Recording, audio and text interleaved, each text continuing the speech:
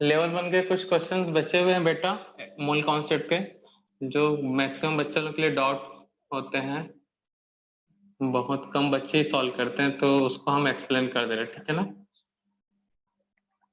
Question 30 क्या दिया है बेटा? क्वेश्चन 30 में मेटल क्लोराइड में मेटल का परसेंटेज दिया है या क्लोरीन का परसेंटेज दिया है बच्चा? देखो तो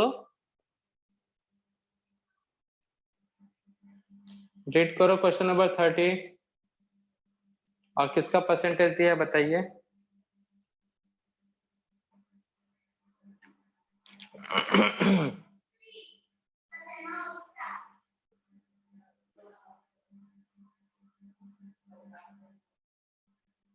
मेटल क्लोराइड में क्लोरीन कितना परसेंट है बेटा? 71। तो इक्विवेलेंट वेट कितना आएगा बेटा? बोलो बच्चा लोग, इक्विवेलेंट वेट कितना आएगा?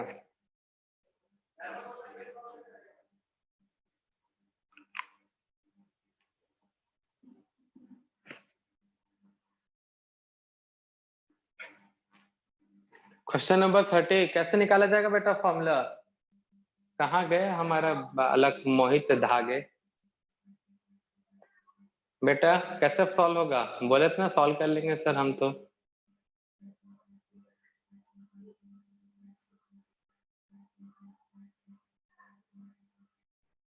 आज गायब है।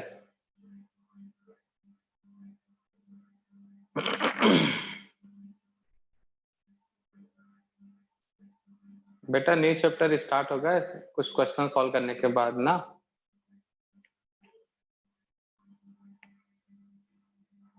The chloride of metals contains 71% chlorine by weight. The vapor density is atomic mass of metal. ये पूछा बेटा। तो मेटल का इक्विवेलेंट वेट का फॉर्मूला क्या है बच्चा लोग? दिख रही है सबको स्क्रीन छोटी दिख रही है बेटा? नहीं सर। वहां पे क्लिक करो ना जहाँ पे छोटा आइकन दिख रहे हैं। सर क्लिक किया। बेटा तो फिर से रीज्वाइन कर लो, आप कुछ फॉल्ट होगा पता नहीं। हाँ, इक्विवेलेंट वेट जो है बेटा कैसे फाइंड आउट करते हैं बेटा? मास ऑफ परसेंटेज क्लोरीन के रेस्पेक्ट में, मास परसेंटेज ऑफ या फिर mass of metal divided by क्या करोगे बच्चा? Mass of chlorine multiply by 35.5। कितना आएगा बच्चा लोग? वेट बताओ जल्दी।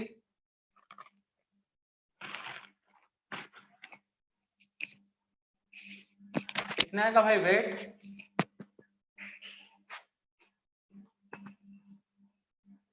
कितना दिया है क्वेश्चन में? जल्दी देखो बच्चा लोग। क्लोरीन कितना है बेटा?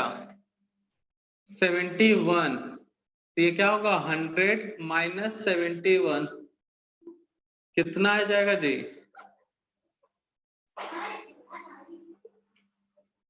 कितना आएगा? 29 डिवाइडेड बाय 71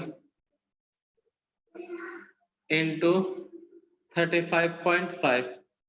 ये इक्विवेलेंट वेट हो गया बेटा। आगे कैसे सॉल्व करोगे बच्चा लोग बताओ? इक्विवेलेंट वेट निकल गया। बताओ इक्विवेलेंट वेट का वैल्यू कितना आएगा बच्चा? कैलकुलेट करके इसको जल्दी से सॉल्व करो, बताओ वैल्यू कितना आएगा? 29/71।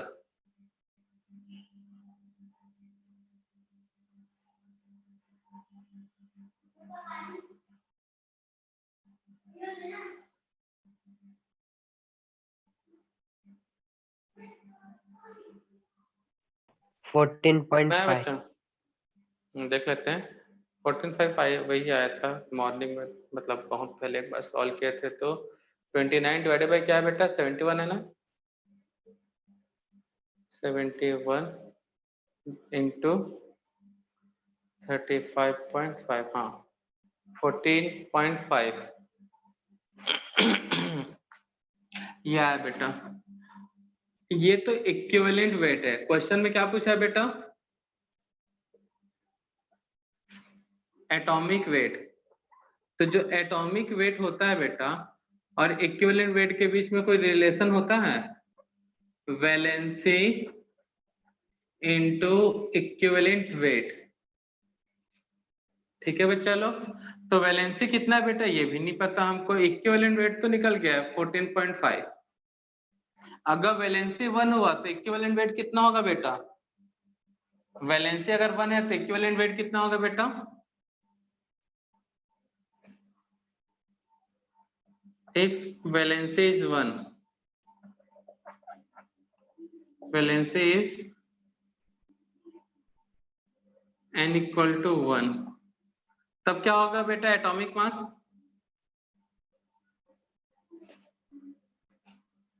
एटॉमिक मास क्या होगा बेटा? हाँ 14.5। अगर वैलेंसी 2 आया, if valency n equal to 2, तब क्या होगा बेटा एटॉमिक वेट 29 या एटॉमिक मास? 2 इंटू 14.29। अगर valency if valency n equal to 3 हुआ तब बेटा एटॉमिक मास क्या होगा बच्चा? 3 इंटू 14.5, सही है ना? 3 इंटू 14.5 तो सॉल्व करके कितना आएगा बेटा? 43.5 43.5। अगर वैलेंसी 4 आया तो मेटल की वैलेंसी 1 है, डेट मीन्स फॉर्मूला क्या होगा बेटा? डेट मीन्स फॉर्मूला क्या होगा बेटा? Formula metal x. यहां पे फॉर्मूला क्या होगा बेटा?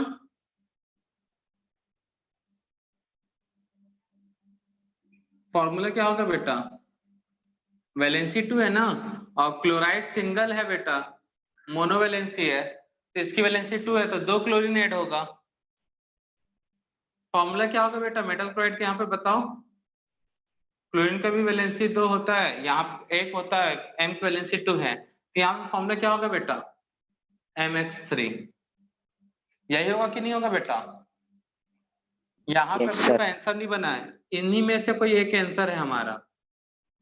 अब इसमें से कौन सा ऑप्शन करेक्ट है उसको चेक करने के लिए शायद क्वेश्चन में 14 भी दिया हो, 29 भी दिया हो, 43.5 भी दिया हो, ठीक है ना, 4 टाइम्स वाला भी दिया हो, तो फिलहाल हमारा आंसर इसी में से ही है 1 2 3 में से। तो ये valency atomic weight equal to valency into equivalent weight, तो 1 से मल्टीप्लाई किया तो ये आंसर आता है। एटॉमिक मास 29 भी हो सकता है, 43.5 हो सकता है। अब क्वेश्चन में एक एडिशन इंफॉर्मेशन दिया है बेटा, क्या एक एडिशनल इंफॉर्मेशन देखो, vapour density. Vapour density. Vapour density से क्या पता चल जाएगा बेटा?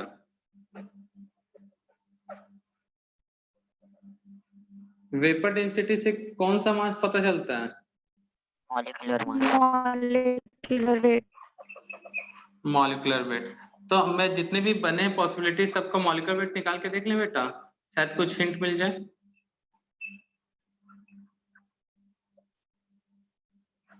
एटॉमिक मास 3 इंटू 14.5 43.5, ठीक है बेटा। तो ये मॉलिक्यूलर मास है, तो फॉर्मूला है, तो मॉलिक्यूलर मास क्या होगा बेटा बताओ तो? मॉलिक्यूलर मास, यहाँ पे मॉलिक्यूलर मास, यहाँ पे molecular mass,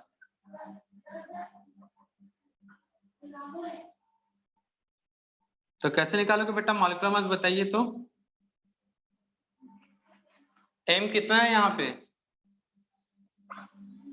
plus weight of x। m का वैल्यू कितना है बेटा? एटॉमिक मास 14.5 इंटू x का वैल्यू कितना है? क्लोरीन है बेटा, तो Cl, x की जगह पे क्या होगा? Cl2 Cl3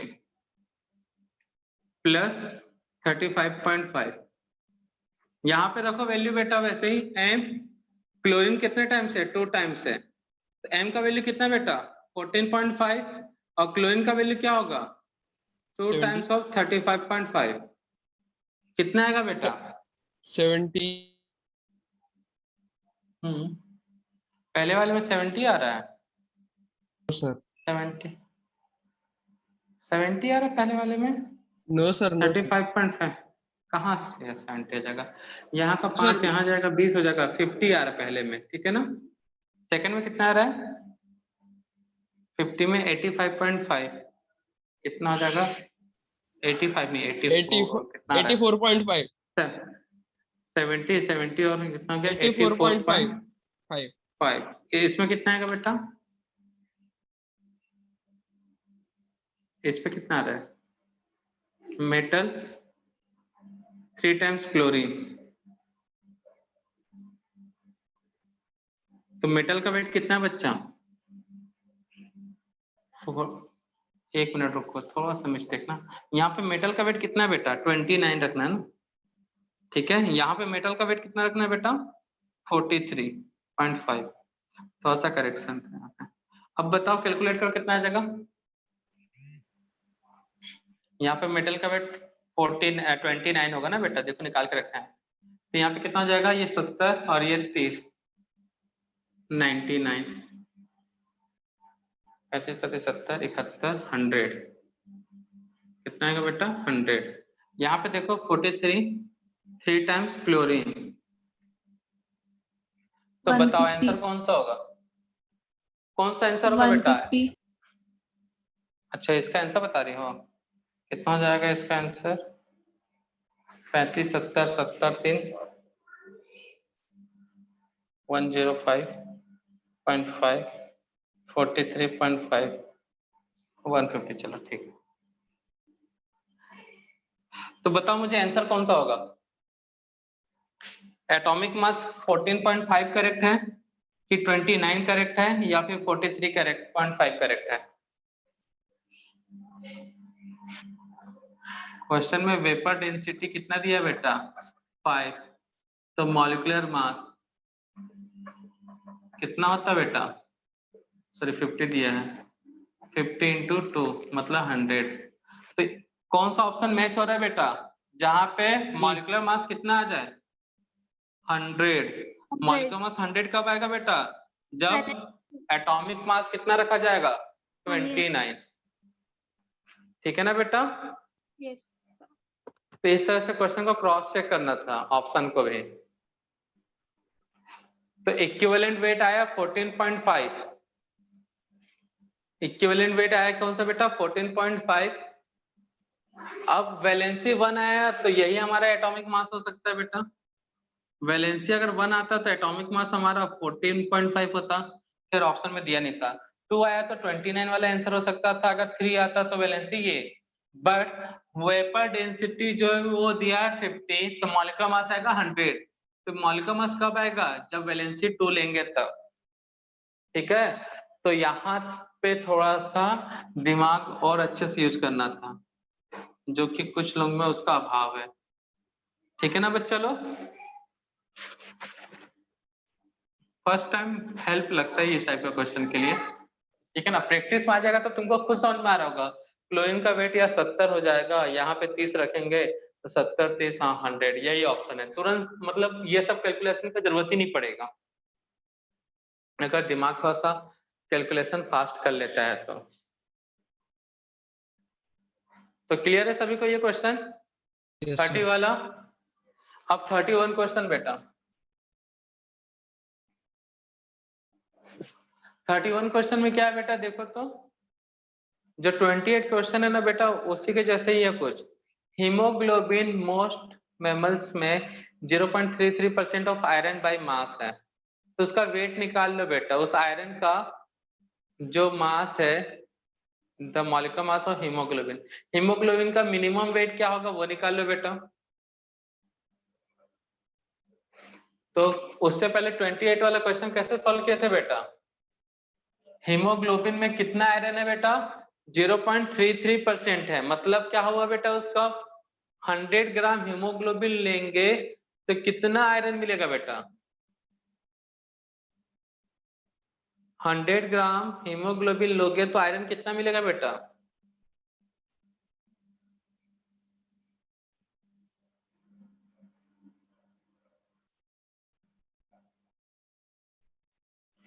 बोलो। 0.33 0.33 ग्राम, ठीक है ना बेटा। तो हमको वैसे ही एक क्वेश्चन सॉल्व किया था बेटा 28 वाला, कुछ याद आ रहा है? इंसुलिन में 3.4% था, ग्राम सल्फर किससे मिला था बेटा? 100 ग्राम से। तो 1 ग्राम से कितना मिलेगा वो निकाले थे। कुछ याद आ रहा है बेटा 28 वाला कैलकुलेशन? हेलो बेटा, 28 वाला क्वेश्चन याद आ रहा है? हो बहु वैसा ही क्वेश्चन है, सॉल्व करो जल्दी। और आयरन का वेट कितना होता है?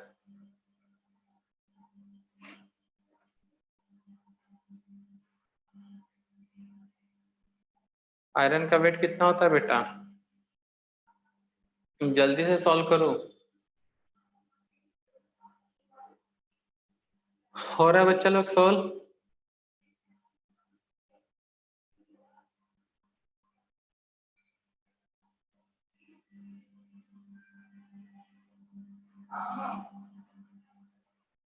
बेटा सॉल्व किए?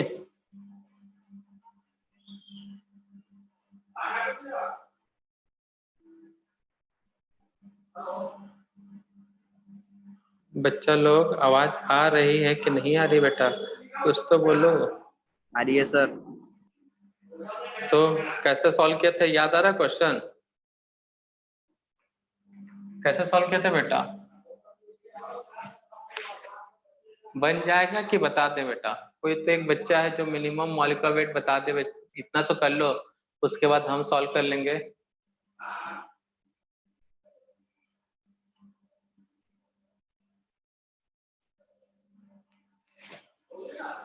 चलो देख लो बेटा, मुझे मालूम है इस बैच में कितने होशियार बच्चे हैं, सब बहुत पढ़ने वाले, बहुत। कल ही पता चल गया था कुछ बच्चे लोग तो हद से ज्यादा पढ़ने वाले। अकॉर्डिंग टू क्वेश्चन, तो क्वेश्चन क्या कह रहा है बेटा? 0.33% है आयरन इन हीमोग्लोबिन। तो इसका मतलब क्या हुआ बेटा? हमको 0.33 gram iron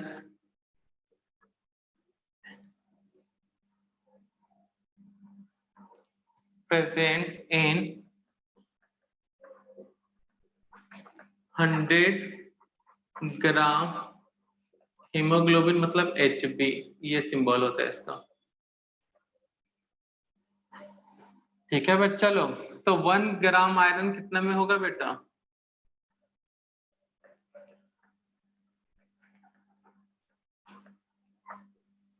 hundred divided by 0.33, ठीक है ना बेटा। आयरन का मॉलिक्यूलर वेट क्या होता है? 56 gram of Fe present in, क्या करोगे बेटा? 1 ग्राम इतना है तो 56 का इतना, कितना है कैलकुलेशन बताओ? वैल्यू 0.33 मतलब 300, 303 का 150, 15, 16, कितना आ रहा है बेटा आंसर? 16 से थोड़ा ज्यादा, 6969। ये सॉल्व करने पे कितना आ रहा है बेटा? 16969, ठीक है ना, ये आ रहा है। अब क्वेश्चन में देखो, नंबर ऑफ आयरन एटम बोल रहा है, नंबर ऑफ Fe एटम। तो weight of molecular weight haemoglobin का कितना दिया बेटा? 67, कितना दिया क्वेश्चन में? 67200 67, 7,200। हाँ 200 है वहां पे। और इसको डिवाइड करना किससे बेटा? जो मिनिमम मॉलिक्यूलर वेट है उससे। तो ये अप्रॉक्स दिख रहा है ना बेटा? 16 into 4 करोगे तो 4 टाइम्स में चल जाएगा बेटा 64, तो अप्रॉक्स ये जो वैल्यू है 4 के आसपास आएगा। ठीक है बेटा, ये जो वैल्यू है अप्रॉक्स 4 मिलेगा। ये हो गया हमारा आंसर। तो 28 जैसा ही क्वेश्चन है बेटा, सल्फर था इंसुलिन में, तो इतना सल्फर इतने में प्रेजेंट होगा, तो 1 ग्राम सल्फर कितना होगा, फिर सल्फर के एटॉमिक मास से इंटू किए थे। तो वैसा ही क्वेश्चन यहाँ पे भी है। क्वेश्चन 32 क्या है बेटा? क्वेश्चन 32 में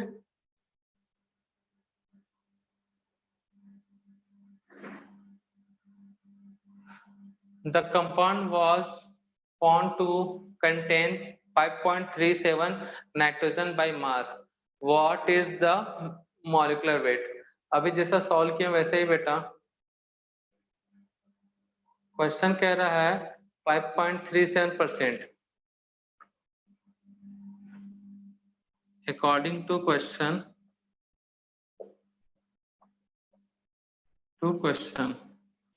क्वेश्चन क्या कह रहा है बेटा? 5.3% मतलब ग्राम, और नाइट्रोजन बोला है ना, present in 100 gram of compound. अब वो कंपाउंड कौन सा है उससे हमको कोई फर्क नहीं पड़ता बेटा, बस उसका 100 ग्राम लोगे तो मिल जाएगा। अब बेटा 1 ग्राम कितने में होगा बेटा? 1 gram of nitrogen atom present in कितने में होगा बेटा? 100 डिवाइडेड बाई 5.37। 5.37 और नाइट्रोजन का वेट क्या बेटा? मॉलिक्यूल्स बोला है या देखो तो N2 बोला है या फिर सिर्फ नाइट्रोजन बोला है? नाइट्रोजन मिनिमम मॉलिक्यूलर वेट, तो मॉलिक्यूलर वेट बोला है, नाइट्रोजन मॉलिक्यूल्स फॉर्म में, तो N2 का वेट क्या होता है बेटा? 28 ग्राम 28 ग्राम N2 मॉलिक्यूल प्रेजेंट इन। वैसे ही क्वेश्चन है ना बेटा, यहां तक तो वही है सेम, बस नंबर ऑफ एटम के समय अलग हो गया था। तो 100 डिवाइडेड बाई 5.37 इंटू 28, तो 500 से ऊपर कोई आंसर है बेटा? 5 नहीं, 400 500 के आसपास कोई आंसर है? 400 और 500 के बीच में। 1 मिनट, 5:25 क्या है? A compound was to by found to be 5.3% nitrogen by mass. 1 minute, उल्टा कर दिए क्या क्वेश्चन यहाँ पे? ऑप्शन ही नहीं है। नहीं, उल्टा हो गया थोड़ा सा यहाँ पे। 100 ग्राम ऑफ कंपाउंड गिव्स 5%, और 5.37 डिवाइडेड बाय 100 करना था, तब आता है आंसर।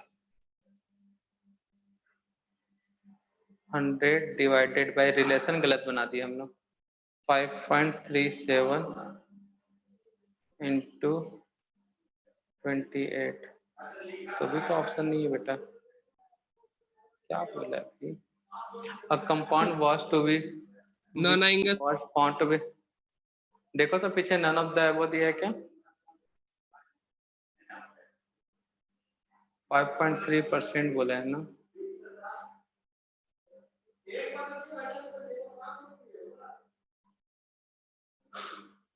कैलकुलेशन कहीं मिस्टेक हो रहा है क्या? देखो तो बेटा 5.37 इंटू 28, 521 ऑप्शन आ रहा है यहाँ पे। कितना है नाइट्रोजन? 521 200। आंसर सी क्या? चेक करो तो बेटा। Yes sir. मॉलिक्यूलर वेट बोला है बेटा, लेकिन यहाँ पे एटॉमिक वेट लेके सॉल्व किया उसने। पीछे ऑप्शन सी दिया है क्या बेटा? मतलब यहाँ पे अगर हम लोग 14 रखें ना तो आ जाएगा। 14 मतलब nitrogen 14 gram of nitrogen present in, तब आंसर आ रहा है 260। बोला मॉलिक्यूल से, बट सॉल्व किया नाइट्रोजन के एटम के रेस्पेक्ट में। एक नाइट्रोजन का वेट कितना होता है बेटा? 14 कितना होता है? 14 ग्राम। 14। अब देखो, अब आ जाएगा ठीक है ना, 100 डिवाइडेड बाई 5.37 इंटू 14। अब एग्जैक्ट वही वैल्यू आ जा रहा है लगभग। बेटा वो ना क्वेश्चन में मिस्टेक किया उसने, ठीक है ना, मॉलिक्यूल्स नहीं होगा, वहां पे एटम होगा। तो नाइट्रोजन का वेट कितना होता है बेटा, 14 gram of nitrogen present in 4। तो 100 डिवाइडेड बाय 5.37 इंटू 14। ठीक है बेटा। Yes sir. नोट कर लो। बाकी सब क्वेश्चन तो हो जाएगा बेटा। परसेंटेज वाला क्वेश्चन समझ में आया कैसे सॉल्व करना है? Yes sir. बाकी आप सॉल्व कर लेना।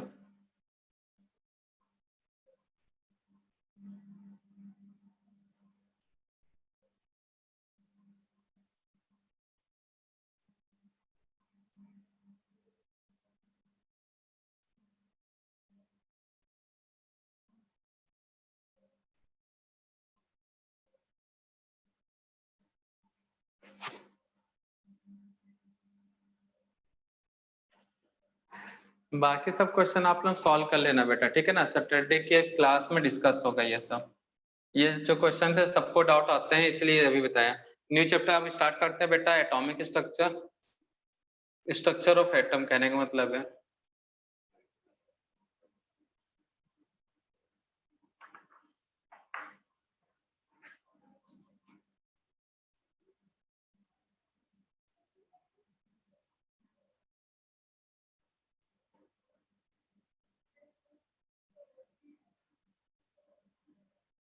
नोट कर लिए सब कोई?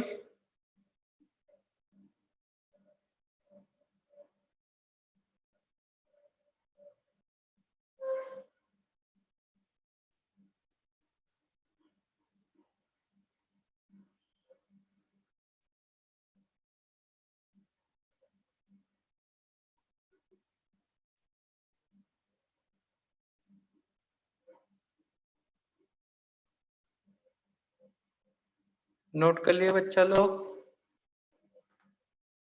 Yes sir. Yes sir. तो नेक्स्ट हेडिंग नोट करो, structure of atom. New chapter start करते हैं। तो ये परसेंटेज वाला कॉन्सेप्ट क्लियर हो गया बच्चा सबको?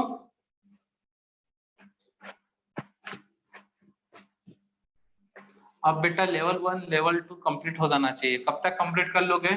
सैटरडे तक हो जाएगा सबका लेवल 1 लेवल 2? Yes sir. कर लेना। लेवल 1 तो हो ही गया बेटा, ठीक है ना। लेवल 2 हो जाना चाहिए। लेवल 2 डिस्कस कर लेंगे, उसमें का जो डाउट होगा वो। और रिकॉर्ड नहीं करेंगे बेटा वीडियो, क्योंकि कई लोग सॉल्व कर नहीं रहे हैं और उसके बाद वहां पे जाके देखेंगे वीडियो। और बता दो नेक्स्ट संडे जब भी टेस्ट होगा तो लेवल 2 से 4-5 क्वेश्चन जरूर देंगे हम।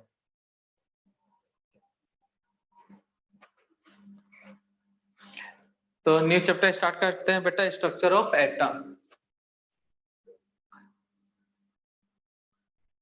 आपके टेक्स्ट बुक में स्ट्रक्चर ऑफ एटम करके मिलेगा। लेसन है सर। हाँ, आपके स्टेट बोर्ड में 4th लेसन होगा जहां तक है यस ना। सर। स्टेट बोर्ड में 4th लेसन है। एनसीईआरटी टेक्स्ट बुक में देखोगे तो सेकंड आएगा। पहले ये भी सेकंड में था, लेकिन पिछले साल सिलेबस अपडेट हुआ ना, तो स्टार्टिंग में जो 3 लेसन है वो एक ही चैप्टर में थे, some basic concept of chemistry में। उसको अलग अलग लेसन बना दिया।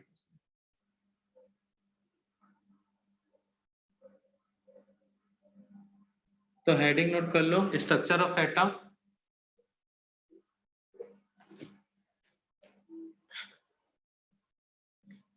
तो बेटा एटम का जो अभी करंट वाला कॉन्सेप्ट है, मतलब मॉडर्न कॉन्सेप्ट है, वो एटम के बारे में क्या क्या इंफॉर्मेशन देता है? कुछ कैसा दिखता होगा एटम?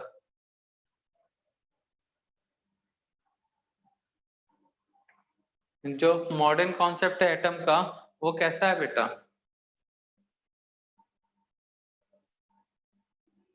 बताओ। बता चुके बेटा calculation of electron proton neutron समय के समय एटम कैसा होता है? spherical in shape. स्फेरिकल से। Spherical shape.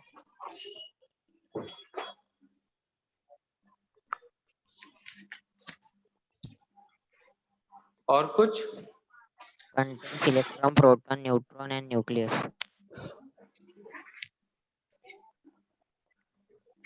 Concept of atom. तो जो एटम का मॉडर्न कॉन्सेप्ट है, माइक बंद कर लो बेटा। तो मॉडर्न जो कॉन्सेप्ट है वो कहता है जो एटम होता है बेटा वो स्फेरिकल शेप का होता है। ठीक है, इसके सेंटर में क्या होता है बेटा? Nucleus. Sir waiting room check कर लो ना एक बार। अभी तो चेक किया बेटा, कोई नहीं है बेटा, चेक किए। तो मॉडर्न कॉन्सेप्ट ऑफ एटम क्या कहता है? बीच में सेंटर होता है जिसको बोलते हैं न्यूक्लियस। ठीक है बेटा, वो सर्कुलर पाथ में होगा, उसके चारों एक सर्कुलर पाथ होगा, न्यूक्लियस नहीं होगा सर्कुलर पाथ में। उसको हम लोग क्या बोलते हैं बेटा? ऑर्बिट। ठीक है ना, या फिर सेल। इस सर्कुलर पाथ में क्या होगा बेटा? Negative charge particle.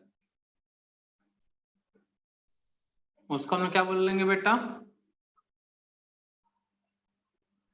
इस नेगेटिव चार्ज पार्टिकल क्या बोलेंगे बेटा? इलेक्ट्रॉन। इलेक्ट्रॉन। इसके पास पॉजिटिव चार्ज पार्टिकल होते हैं जिसको हम क्या बोलते हैं बेटा? प्रोटॉन। प्रोटॉन।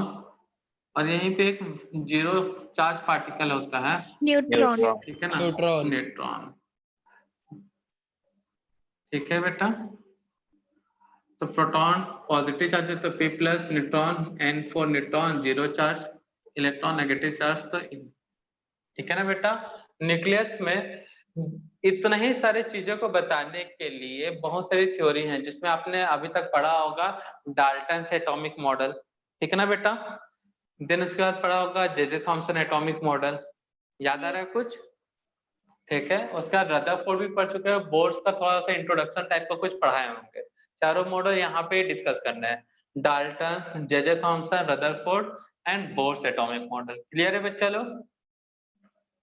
तो बोर्ड्स एटॉमिक मॉडल पढ़ने के बाद आइडिया आया कि एटम ऐसा दिखता है। ठीक है ना। डाल्टन से एटॉमिक मॉडल क्या कहता था बेटा? एटम इतना छोटा पार्टिकल है ना बेटा कि उसको और दूसरे पार्टिकल में डिवाइड नहीं कर सकते, यही कहता था ना डाल्टन। मतलब Yes, यूनिवर्स का सबसे छोटा पार्टिकल एटम है। तो मुझे बता बेटा, तुमसे कोई ये पूछे, हाँ, एटम से छोटा पार्टिकल, उस समय मेन बात ना इनका डिस्कवरी नहीं था।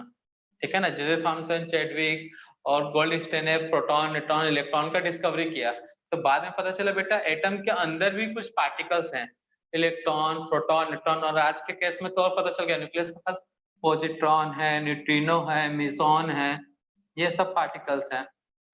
ठीक है ना बेटा। तो एटम के अंदर जो पार्टिकल्स हैं ये इलेक्ट्रॉन, प्रोटॉन, न्यूट्रॉन एटम के अंदर रहते हैं, तो जाहिर सी बात है एटम से छोटे होंगे कि नहीं होंगे बेटा? अगर Yes. Yes sir. कोई पर्सन घर में रह रहा है तो उस पर्सन का हाइट उस घर से ज्यादा होगा बेटा कि कम होगा? कम होगा। ठीक है ना, कॉमन सेंस वाली बात है बेटा। मतलब उसका पर्सन के पास जितना भी स्पेस वो ऑक्यूपाई करेगा वो घर से कम ही होगा, तभी तो उसके अंदर एडजस्ट हो पा रहा है। तो एटम के अंदर छोटे पार्टिकल प्रोटॉन, न्यूट्रॉन और इलेक्ट्रॉन है जो एटम के अंदर है। मुझे ये बेटा बताओ, जो एटम के अंदर रह रहा है तो एटम को छोटा पार्टिकल कैसे बोल सकते हैं? तो इसलिए ये डाल्टन थ्योरी क्या हुआ था बेटा? फेल हो गया था। ठीक है ना बेटा, क्योंकि बाद में डिस्कवरी हुआ इलेक्ट्रॉन, प्रोटॉन, न्यूट्रॉन और भी छोटे पार्टिकल जो न्यूक्लियस के पास होते हैं, पॉजिट्रॉन, न्यूट्रिनो, मिजॉन, ये सब का डिस्कवरी हुआ। ठीक है ना बेटा। और उनके डिस्कवरी से पता चला कि भैया एटम से भी छोटे चीज हैं, एटम ही छोटा नहीं है। कल को और कोई नया थ्योरी आ जाएगा इनसे भी छोटा पार्टिकल है, ऐसा नहीं कह सकते कि यही छोटा पार्टिकल है। और डाल्टन कहता है नहीं बाबा यही छोटा पार्टिकल है, इसलिए उनके थ्योरी को भुला दिया गया। तो इतना बताने के लिए बेटा कितना माथा पच्ची हुआ था, डाल्टन ने दिमाग लगाया, फिर उसके बाद जे थॉमसन ने दिमाग लगाया, उनसे कुछ आइडिया मिला, जे थॉमसन के बाद रदरफोर्ड से कुछ आइडिया मिला। रदरफोर्ड काफी हद तक सक्सेसफुल रहते हैं, थोड़े से मिस्टेक के कारण बोर्ड्स को चांस मिल गया, तो फिर बोर्ड्स थोड़ा सा परफेक्ट हुआ। ठीक है ना बेटा। तो इन्हीं को अब हमको डिस्कस करना है। तो इनको क्या बोलते हैं बेटा? प्रोटॉन, न्यूट्रॉन और इलेक्ट्रॉन को क्या बोला जाता है बेटा? Fundamental particle of atom. क्या क्या बोला जाता है बेटा? प्रोटॉन, न्यूट्रॉन, इलेक्ट्रॉन को फंडामेंटल पार्टिकल ऑफ एटम। हाँ बेटा, तो सबसे छोटा पार्टिकल क्वार्क है ना? हाँ नहीं मालूम बेटा, इस हम क्वार्क के बारे में कुछ आइडिया नहीं है, नहीं बोल सकते। ठीक है, ओके सर। फंडामेंटल पार्टिकल, ये टर्म्स हम पहली बार सुन रहे हैं, क्वार्क।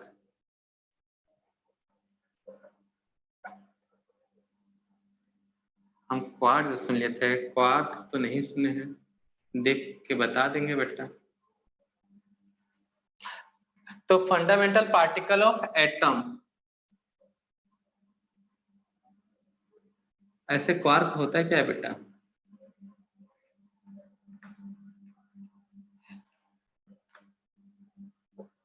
सर आपने चलो वही मैंने प्रोनाउंसिएशन गलत ले लिया। तो पार्टिकल क्या है बेटा? कौन कौन से पार्टिकल? तो क्वार्ट्ज जो है ना बेटा, वो तो कांच का आइटम है, मतलब सिलिकॉन से रिलेटेड है, तो एटम से बना, वो कहाँ छोटा होगा? उससे छोटे बेटा मिसॉन, पॉजिट्रॉन, न्यूट्रिनो, माइटोराइजो देखे हो कि नहीं देखे हो? कभी बीच में आता था, मतलब 4-5 साल पहले की बात है, उसमें वर्ड यूज होता था ना, माइटोराइजो को क्या पिला देते थे बेटा? वो न्यूट्रिनो पिला देता था, कोई डॉक्टर था उसके हाँ पास सर। पुस्तक थी। तो वो एक्चुअल में न्यूक्लियस के पार्ट का नाम लेता है। वो पॉजिट्रॉन न्यूक्लियस में होता है, जैसा न्यूक्लियस में न्यूट्रॉन प्रोटॉन होता है ना, वैसे हाँ। पॉजिट्रॉन, न्यूट्रिनो, मेसॉन, MESON, ये सब न्यूट्रॉन न्यूक्लियस के पार्टिकल हैं। लेकिन उनको छोड़, प्रोटॉन, न्यूट्रॉन, इलेक्ट्रॉन को ही क्या बोला जाता है? Fundamental particle. पार्टिकल में कौन? इलेक्ट्रॉन, न्यूट्रॉन और प्रोटॉन। माइक बंद करो बेटा पहले। इसके बाद मैंने बताया था इनका मास, मतलब चार्ज पहले नोट करते हैं। कितना होता है बेटा चार्ज? आज तो बस सिंपल से इंट्रोडक्शन जाएगा एटम का, बस इसी में टाइम। कितना होता है चार्ज? भूल गए? स्टार्टिंग में ये सब बताया होगा हमने बेटा। सर इलेक्ट्रॉन का -1.6022 इंटू 10⁻⁻19। हाँ, यहाँ 16 है, यहाँ पे 6 को उल्टा कर दो 9, यही था ना बेटा? Yes sir. यहाँ पे क्या होगा? -19। यहाँ पे क्या होगा बेटा? 0। और यहाँ पे क्या होगा? पॉजिटिव में यही वैल्यू 1.6 इंटू 10⁻⁻19 कूलम। क्लियर है बेटा? अब इनका मास देखो क्या है, ध्यान से उतर रहे हमारे वैल्यू। देखो -19 लिखा था, 19 लिखाया था बेटा? 19 लिखवाया था कि -19 था? देखो तो बेटा, हमको एग्जैक्ट याद नहीं आ रहा। सर -19। पक्का ना? हाँ -19। Yes sir. मास कितना है बेटा? 9 पॉइंट कुछ था, 10 की पावर में 9.1 इंटू 10⁻31 kg। ठीक है ना बेटा? कई लोग 27 लिखते हैं तो वो ग्राम में है। इन दोनों के मास में ज्यादा फर्क नहीं था बेटा, 1.6 1.6, 10⁻⁻27 kg। इनको किसने खोज निकाला था बेटा?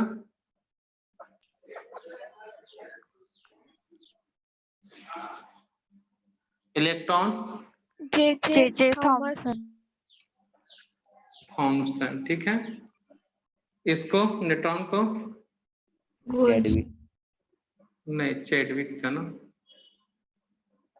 इनको गोल्ड ने, मतलब प्रोटॉन को स्टील। ठीक है ना बेटा? तो इतना तो स्टार्टिंग में बता चुके थे, बताया था ना बेटा? Yes sir. Yes sir. तो ये था फंडामेंटल पार्टिकल। इनमें आपको याद क्या रखना बेटा? ये चार्ज थोड़ा सा याद रखना और मास, क्योंकि कुछ कैलकुलेशन है एनर्जी के, उस समय ये सब यूज होते हैं बेटा। तो स्ट्रक्चर ऑफ एटम में मॉडर्न कंसेप्ट ये था, इंट्रोडक्शन था। ठीक है ना? अब इसमें देखेंगे एटॉमिक मॉडल। अच्छा, इससे पहले एक छोटा सा टॉपिक डिस्कस करेंगे, डिस्कवरी ऑफ इलेक्ट्रॉन। इलेक्ट्रॉन का डिस्कवरी कैसे हुआ था?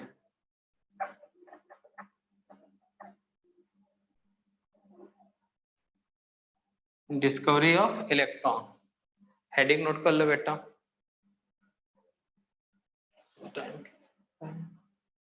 Discovery of electron, heading note कर लो बच्चा लोग।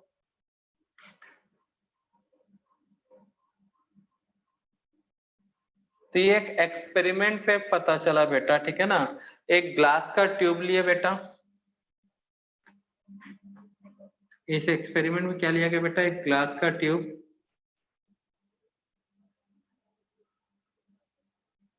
ठीक है। इसके अंदर गैस फिल किया गया at very low temperature, gas at very low temperature, ठीक है ना।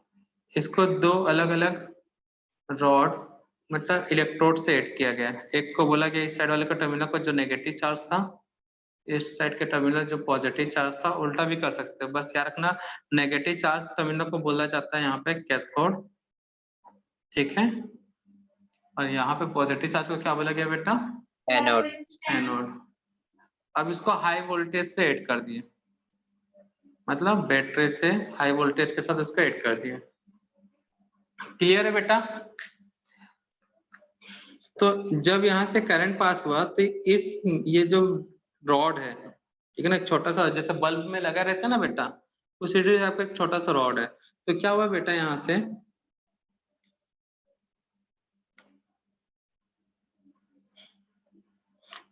क्या हुआ, कुछ रेस निकली जो कैथोड से किसकी ओर मूव हुआ बेटा? एनोड की ओर, ठीक है ना। अब तुमको स्ट्रेट लाइन बनाना तो स्ट्रेट लाइन बना देना, मैं बस ऐसे बना दे रहा हूँ। तो कैथोड से कुछ रेस गया किसकी ओर? एनोड की ओर। तो यहाँ पे क्या हो गया बेटा, बहुत ब्राइटनेस बढ़ गया बेटा। तो एक फ्लोरोसेंस वर्ड यूज होता है। फ्लोरोसेंस मतलब समझते हो बेटा? कोई भी चमकीली चीज जो अट्रैक्ट करे, ऐसा ही कुछ है ना बेटा। फ्लोरोसेंस का मतलब क्या होता है बेटा? फ्लोरोसेंस टर्म्स मिला है कि नहीं मिला है बेटा कभी लाइफ में? सुने कि नहीं सुने हो?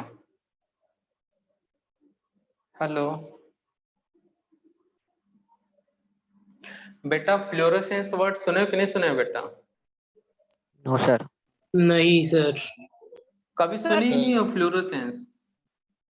बेटा कोई जब चमकदार मतलब ब्राइटिंग सब्सटेंस कुछ दिखे ना तो उसी को बोलते हैं फ्लोरोसेंस। मतलब एक कोई चमकता हुआ चीज, जैसे हाँ सोने को धूप में रखो Light. दिखेगा क्या बेटा?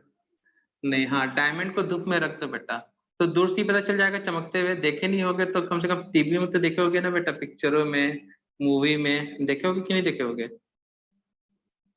दूर से ही देखा है। चमकता है बेटा। तो वैसे ही कुछ चमकदार चीज रहता है ना, उसके लिए फ्लोरोसेंस टर्म्स यूज होता है, ठीक है ना साइंस में। तो कैथोड से कुछ रेस निकला, किसकी ओर गए बेटा? ये एनोड की ओर। तो ये जो रेस है, इस रे में जो पार्टिकल्स थे उन्हीं पार्टिकल को बाद में बोला गया इलेक्ट्रॉन। कैथोड से जब कुछ रेस निकले, इन रे में जो पार्टिकल्स हैं वो थे नेगेटिव चार्ज, और इन्हीं को आगे जाके इन कैथोड रे को ही क्या बोला गया बेटा? इलेक्ट्रॉन। अब ये किस बेसिस पे बताया गया ये नेगेटिव चार्ज है? तो एक कॉमन सेंस वाली बात देखो बेटा, कहां से जा रही है नेगेटिव से पॉजिटिव की ओर। तो पॉजिटिव चार्ज किसको अपनी ओर रोटेट करेगा? पॉजिटिव को या नेगेटिव को? नेगेटिव। नेगेटिव को। नेगेटिव को, ठीक है ना बेटा। ग्लास का ट्यूब है, उसके अंदर लो प्रेशर पे, मतलब लो प्रेशर टेम्परेचर लिख दिया है, लो प्रेशर है ना बेटा, लो प्रेशर पे गैस फिल किए, ठीक है। अब उसका कैथोड से और एनोड दो इलेक्ट्रोड लगा दिए। कैथोड मतलब नेगेटिव चार्ज होता है, एनोड होता है पॉजिटिव चार्ज। हाई वोल्टेज से उसको कनेक्ट कर दिया। जैसे कनेक्ट किए तो यहाँ से कुछ रेस निकला। अब रे तो दिखेगा नहीं ना बेटा, टॉर्च ऐसे मारोगे तो टॉर्च का लाइट तो पता नहीं चलेगा, लेकिन जहां पे जा रहा है यहाँ पे तो चमकेगा ना बेटा। तो वैसे ही यहाँ पे पता चला तो यहाँ से नेगेटिव चार्ज है तो नेगेटिव पार्टिकल निकला, और वो पार्टिकल कहाँ गए बेटा, पॉजिटिव की ओर। इससे ये कंक्लूजन निकला इस रे के अंदर जो पार्टिकल्स हैं वो पार्टिकल्स क्या होंगे बेटा, नेगेटिव चार्ज होंगे। वो नेगेटिव चार्ज पार्टिकल को लास्ट में मतलब बाद में कैथोड से क्या बोला गया उनको, इलेक्ट्रॉन। ठीक है ना बेटा, पहले उनको कैथोड रे बोलते थे, बाद में आगे इसके ऊपर और ऑब्जर्वेशन किया गया, देखा गया इनके प्रॉपर्टीज, बाद में इसे क्या बोल दिया गया बेटा, इस कैथोड रे को बोला गया इलेक्ट्रॉन। समझ में आया बेटा? तो ये था कुछ एक्सपेरिमेंट डिस्कवरी ऑफ इलेक्ट्रॉन, तो जे थॉमसन ने ऐसा कुछ दिमाग लगाया था। क्लियर है बेटा? Yes, sir. Yes, sir. तो बेटा ये लाइट की तरह, तो इसका कुछ प्रॉपर्टीज है, तुम लोग के लिए होमवर्क रहेगा, वो तुम लोग खुद करोगे। प्रॉपर्टीज सुन लो, क्या क्या प्रॉपर्टीज है बेटा, बुक से नोट कर लोगे। तो बेटा ये लाइट है, तो लाइट कैसे फ्लो होता है बेटा, कभी ऊपर कभी नीचे, गाना गाते हैं कि आज मैं ऊपर आसमान नीचे, ऐसे तिरछा ऐसे Straight. नहीं ना, कहीं वो कई लोग बोले ना सर मेरे यहाँ ना जब टॉर्च मारे ना सर तो पड़ोसी के यहाँ मुड़ के चल गया टॉर्च करे, ऐसा होता है क्या बेटा? लाइट हमेशा कौन से पास में फ्लो करेगा, स्ट्रेट लाइन में। ठीक है ना, तो पहला प्रॉपर्टीज कैथोड रे का प्रॉपर्टीज पूछता है। तो सेकंड, अब बेटा पार्टिकल है ये, ठीक है ना, सिंपल सी बात है, अगर मान लो ये एक व्हील है या साइकिल का पहिया है, तो साइकिल का पहिया अभी यहाँ पे है, इसके ऊपर कोई हेवी ऑब्जेक्ट गिरा दोगे तो ये घूम जाएगा कि नहीं घूम जाएगा, घूमेगा ना बेटा। Yes, sir. साइकिल का पेडल है, पेडल यहाँ पे लगा हुआ है फिक्स है, ठीक है ना बेटा, इस पे एक ईटा मारो तो या तो पेडल टूट जाएगा, अगर मजबूत साइकिल है तो वो पेडल एक बार आधा घूमेगा पूरा घूमेगा, घूमेगा कि नहीं घूमेगा। तो वैसे एक फ्रिक्शन फ्री व्हील्स लगा दिए यहाँ पे, ठीक है ना बेटा। तो जब ये कैथोड रे से टकराया तो बेटा इलेक्ट्रॉन में मास है ना, हालांकि बहुत कम है लेकिन है कि नहीं, तो यहाँ पे फ्रिक्शन एकदम जीरो है, तो जब इससे टकराया तो ये घूमने लग गया, तो पता चला कैथोड के अंदर मास भी है। ठीक है ना बेटा, कैथोड के अंदर क्या है, मास। अब यहाँ पे मैग्नेटिक फील्ड लगाए बेटा, या फिर इलेक्ट्रिक फील्ड लगाए। यहाँ पे इलेक्ट्रिक फील्ड में बेटा दो एंड होंगे, एक नेगेटिव और एक पॉजिटिव चार्ज, इधर पॉजिटिव लगा दिए, नीचे की ओर नेगेटिव लगा दिए। तो ये जब पार्टिकल यहाँ से पास हुआ, मतलब कैथोड रे यहाँ से गया, तो वो किसकी ओर मुड़ेगा बेटा, पता चल गया ना इलेक्ट्रॉन है, तो वो पॉजिटिव की ओर जाना था सीधा, ठीक है ना, बट मुड़ गया इधर। जैसे बच्चे लोग, मतलब तुम लोग लड़के लोग जाओगे रोड से, अचानक से समोसे का गुपचुप का ठेला दिख गया तो सीधा ना जाके अपना पाथ चेंज कर लेते हो, वैसे ही यहाँ पे पॉजिटिव इलेक्ट्रॉन वाला पार्टिकल है, मतलब कैथोड रे है, यहाँ पे फील्ड दिखा कौन सा, पॉजिटिव वाला, तो उसकी ओर हो चला, जाना था सीधा, अपना पाथ चेंज किया बेटा। तो पहला प्रॉपर्टी स्ट्रेट लाइन, मास है, ये एक्सपेरिमेंट से प्रूफ हुआ। सेकेंड प्रॉपर्टीज कैथोड रे का, ये क्या है बेटा, नेगेटिव चार्ज, इस एक्सपेरिमेंट से प्रूफ हुआ। ठीक है ना बेटा, अगर कोई फॉइल रख दिया जाए, ठीक है बेटा, तो कैथोड रे उसको पेनिट्रेट कर देता है। फॉइल मतलब समझता है ना, एक बहुत ही पतला फिल्म मेटल का, तो कैथोड रे उसको क्या करता है बेटा, उसमें होल करके बाहर, मतलब इसमें पेनिट्रेशन की पावर होता है। अब ये नेगेटिव चार्ज है बेटा, इसके पास जो भी गैस है इस ट्यूब में भरा हुआ, जब यहाँ से जाएगा तो उसको भी क्या कर देगा, नेगेटिव चार्ज कर देगा, मतलब इसमें आयोनाइजेशन का प्रॉपर्टीज होता है। तो ये सब तुमको टेक्स्ट बुक से नोट कर लेना है, कर लोगे? Yes, sir. Yes. Yes, sir. तो पहला पॉइंट क्या है बेटा, लाइट है तो स्ट्रेट लाइन में फ्लो करेगा। दूसरा, ये मास पार्टिकल है, मास मतलब कुछ ना तो इलेक्ट्रॉन का वेट है ना जी, तो पेडल से टकराएगा फ्रिक्शन फ्री से, तो उसको रोटेट करने लगेगा। ये चार्ज पार्टिकल है, तो जब इलेक्ट्रिक फील्ड अप्लाई किया गया तो कैथोड रे पॉजिटिव चार्ज की ओर शिफ्ट हो गया, जिससे प्रूफ होता है ये चार्ज पार्टिकल है। पेनिट्रेशन का पावर होता है, आयोनाइज करने का पावर होता है। तो ये था properties of cathode ray. Clear है बेटा? तो बोर्ड एग्जाम में पूछ लेते हैं, तो पता होना चाहिए सब सारे छोटे छोटे से चीजें। ठीक है बेटा, तो डिस्कवरी ऑफ इलेक्ट्रॉन बस थ्योरी बता दी हूँ, आगे तुम लोग बुक से नोट कर लोगे ये सब पॉइंट। कल से देखेंगे हम लोग एटॉमिक मॉडल डिस्कस करेंगे, ठीक है ना बच्चा लोग। Yes, sir. ठीक है, बाय बच्चे लोग। Bye sir. Bye sir. Bye बेटा। Bye,